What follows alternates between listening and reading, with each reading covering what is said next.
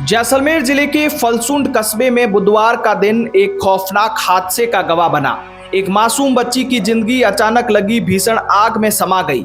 वहीं आग की लपटों से बचने के प्रयास में परिवार के 5 अन्य सदस्य भी गंभीर रूप से झुलस गए। हादसे की खबर फैलते ही पूरे गांव में मातम छा गया। हर आंख नम है, हर दिल में सवालों से भरे हैं। आखिर उस नन्ही सी जान का क्या कसूर था?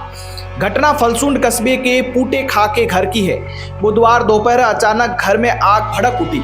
चंद मिनटों में ही आग ने पूरे मकान को अपनी चपेट में ले लिया और उस वक्त घर में 2 वर्षीय सोनू, जो लूणा गांव निवासी लाखे खा की पुत्री थी और अपने ननियाल आई हुई थी, और वहीं मौजूद थी।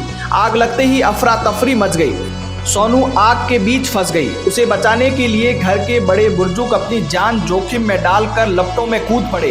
रोजे खां, लता, संखीना, फोटे खां और हरू ने कोशिश की कि किसी तरह सोनू को सुरक्षित बाहर निकाल सके, लेकिन आग की भयावहता ने उनके सारे प्रयासों को असफल कर दिया।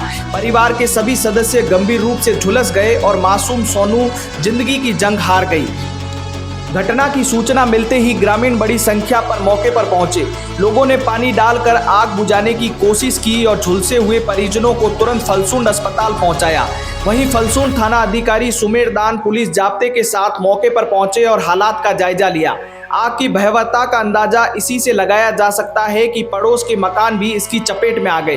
पुलिस ने आग के कारणों की जांच शुरू कर दी है। वहीं प्रारंभिक जांच में शॉर्ट सर्किट या किसी ज्वलनशील पदार्थ के कारण आग लगने की संभावनाएं जताई जा रही है। मौके का बारीकी से निरीक्षण कर साक्ष्य जुटाए जा रहे हैं। घर का वो कोना जहां सोनू खेला करती थी अब राख में तब्दील हो चुका है। कभी हंसती खेलती सोनू की मासूम मुस्कान अब केवल तस्वीरों में रह गई है। गांव के हर व्यक्ति के आंखें इस मासूम के लिए नम है, जिन आंखों ने उसे दुलारा था।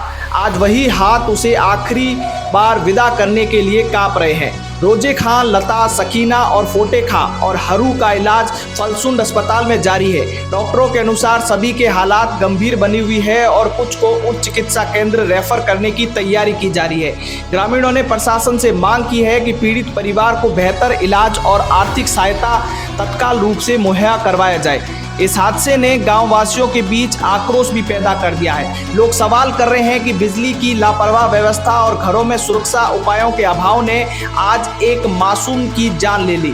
ग्रामीणों ने प्रशासन से मांग की है कि ऐसी घटनाओं से बचने के लिए गांवों में फायर सेफ्टी सिस्टम और जागरूकता अभियानों का अनिवार्य रूप से किया जाना चाहिए।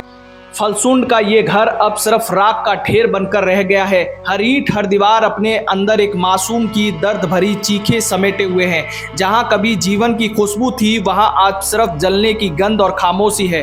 सोनू, वो मासूम बच्ची जो नानी के घर छुट्टियां मनाने आई थी, उसे क्या पता था कि यही जगह उसकी जिंदगी का आखिरी पड़ाव बनकर रह जाएगी।